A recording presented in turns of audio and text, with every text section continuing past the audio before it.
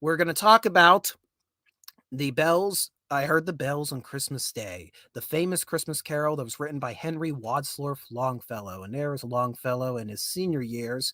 But let us wind the clock back to his youth. Right there he is. Okay, technically this is 1850, so he's in his 40s by then. This is I thought I just about X'd out. I was getting really ordered. This is Henry Wadsworth Longfellow, born in present-day Maine, but then it was part of Massachusetts. Was born, I believe, in 1806, 1807. He ended up going to Bowdoin College, even though his parents wanted him to pursue a law degree. He was interested in essentially what we would call today a degree in literature. And because of his intense interest in studying literature arts, Bowdoin College, at the end of him getting his degree, actually offered him one of the first professorships for modern literature in the United States of America. I think it was like one of the first four individuals offered this type of professorship. The caveat was he was going to have to travel abroad for a number of years to study other countries' use of language. So he went abroad for about 3 years, studied, came back, got his professorship. He wrote a variety of different textbooks on poetry. Now we're talking early 19th century poetry books. Although this was not quite what he had in mind. It was one of them, it sound great on paper, this job, but having to work within the criteria of what the college was expecting kind of was frustrating him, was kind of chafed. His creative side was being chafed by Bowdoin. So he ended up transferring over and continuing being a professor at Harvard, where he had a little more freedom, and he had a little more free time by the 1830s to start really getting into pursuing his passion, which was publishing poetry. Now, when I say poetry, he did publish small stanzas that would appear in magazines and newspapers and professional publications. But poetry also can mean full epic poems that are basically the size of a modern day novel. So he did all sorts of different poems. Many consider him one of the, if not the first true American poet. I can be here all day naming all the stuff that he published, but the one in particular I want to mention, you guys are probably all familiar with. In 1847, he ended up publishing Evangel. I'm so used to talking about Neon Genesis Evangelion. Oh God, I can't spell. I can't speak the other term. Evangelion, A Tale of Arcadia. I am saying it right. Evangelion, and A Tale of Arcadia. My, watch a little too much anime. Can't speak the English language anymore. Darn. Is that you 120 years ago? No, I can't. I'm not a poet. That's actually Trippy Soul 120 years ago. So in 1847, oh, the cat keeps rubbing against me and just keeps distracting me. I know you're there. Longfellow publishes his massive epic, A Tale of Acadia, which is about two lovers that are separated during the expulsion of Acadians during the French and Indian War. Hey, look, I found a way to tie it back into the historical subject that my career is devoted to studying. So that was probably his most famous work, this massive epic. But he's published scores of poems. He actually also ended up having two different wives. His first wife was a Mary Potter Longfellow. He married her in the 1830s. Sadly, that relationship did not last long. During one of his tours of Europe, he brought the whole family with him. She contracted an ailment, ended up dying of her illness during the journey. And his second wife, it took him about 7 years to court into marriage, and her name was Frances. And Frances was actually, I believe, was had a family relation to a Bostonian merchant who was living in Switzerland during one of Henry's tours of Europe, and he actually helped Henry out after the death of his first wife. So he started courting this lady from the Bostonian merchant, and she turned him down. Frances turned him down repeatedly, but ultimately Frances eventually agreed to marry Henry, and they end up having six different children. Henry, by the 1850s, is back in is living in Cambridge, Massachusetts at this point. He is, believe he's left his professorship at Harvard at this point, and is purely publishing. He's living the American dream now. He's worked many years, being the professor at 2 different colleges. Now he's able to go off, publish all the poems to his heart content. He is the way to get, it's weird for us to talk about poetry, especially in the 21st century, but these poets of the 19th century, these orators that travel around and lecture, they were these are the big directors, movie producers we would know today. Essentially, that's how the level of claim of fame they have, and all was pretty much right with the world with Henry going for the 1850s, and then the 1860s come. Now, of course, we know what happens in the 1860s in the United States of America, the American Civil War. And Henry was not only did he side with the Union, he was a staunch abolitionist. However, he was not so fond of the violence that was coming with this war against slavery, or at least how it was developing into a war against slavery. And though he was supportive of the Union cause, he did not want himself or any of his children involved in the war in any capacity. And then in 1861, there was an accident at the Longfellow's home. Frances was she was assisting her husband in melting wax to seal letters that were supposed to go out to key figures. Well, she got a little too close to the fire. The fire caught her dress, and unfortunately, she died of those burns. And Henry, trying to save her, also was severely burned in the process.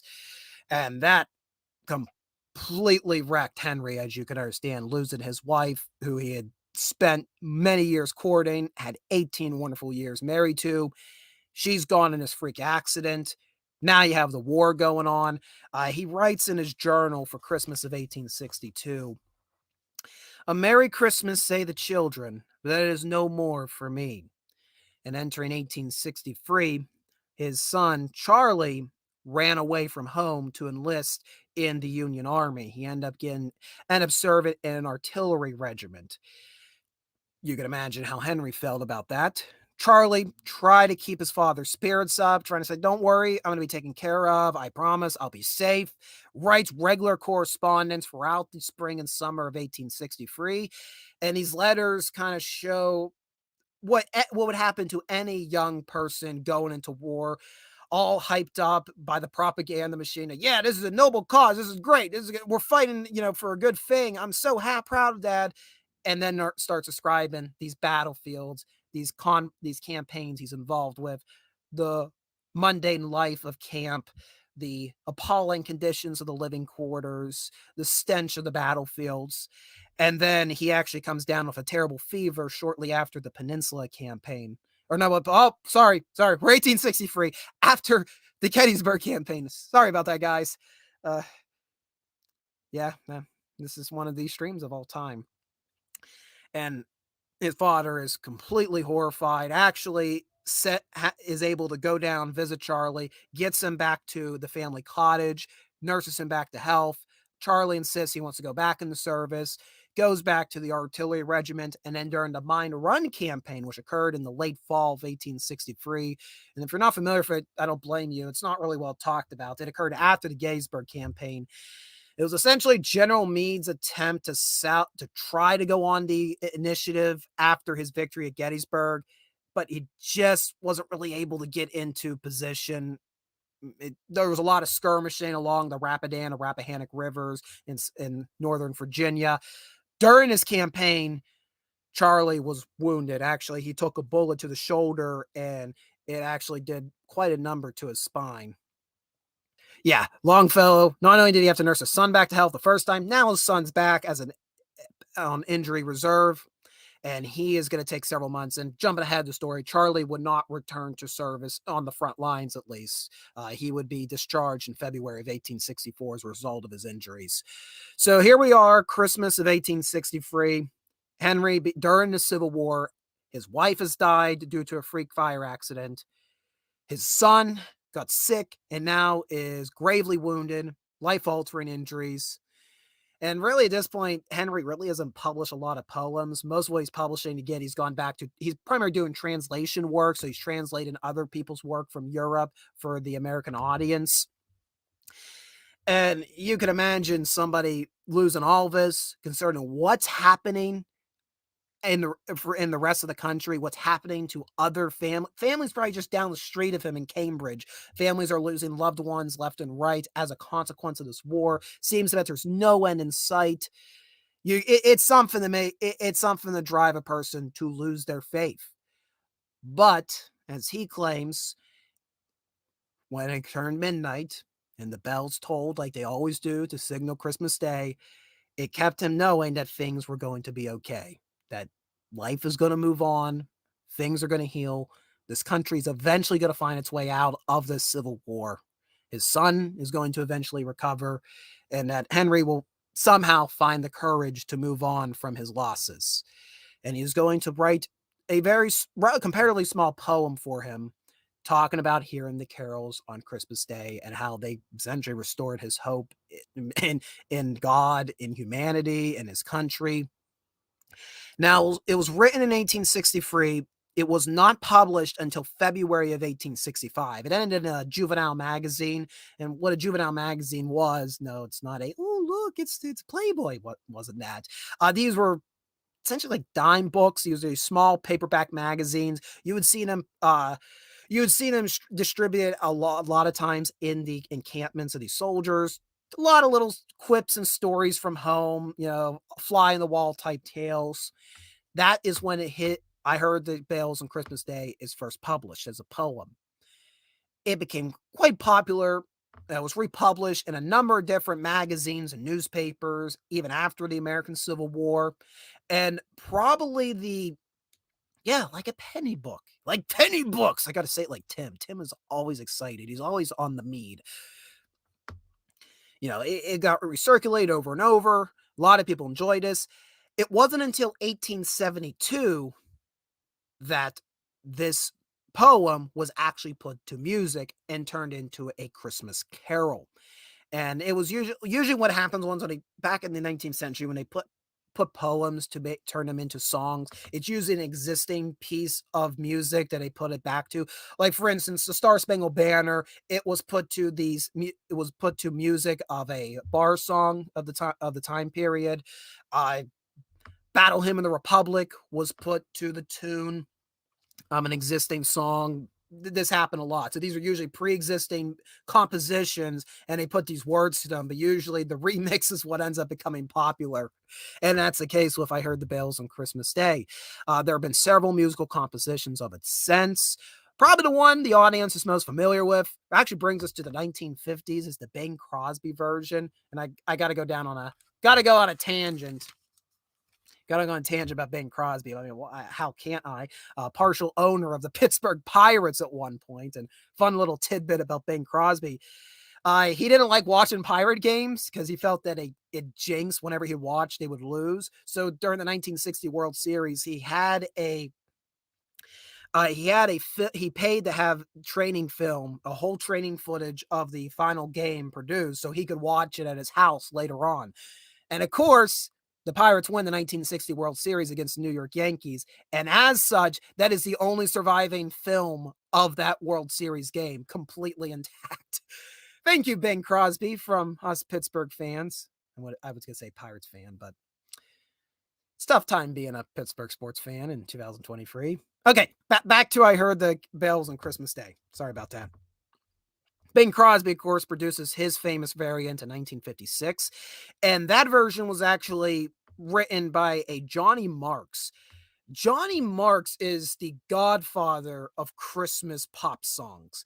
You name it. He wrote Rudolph the Red-Nosed Reindeer, Holly Jolly Christmas. He has his hands in almost every major, Rocking Around the Christmas Tree, almost every major Christmas pop song that comes out in the 1950s. Now, of course, he didn't write I Heard the Bells on Christmas Day. That was Henry.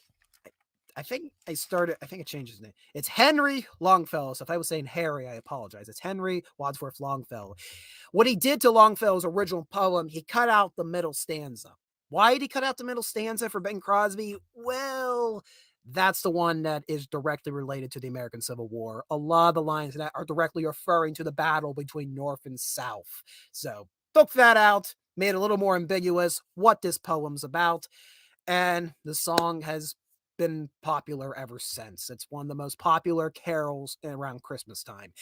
And Sight and Sound Theater, the famed biblical theater that they own two theaters, one not well, kind of far from here, Lancaster, Pennsylvania. It's a few hours that direction.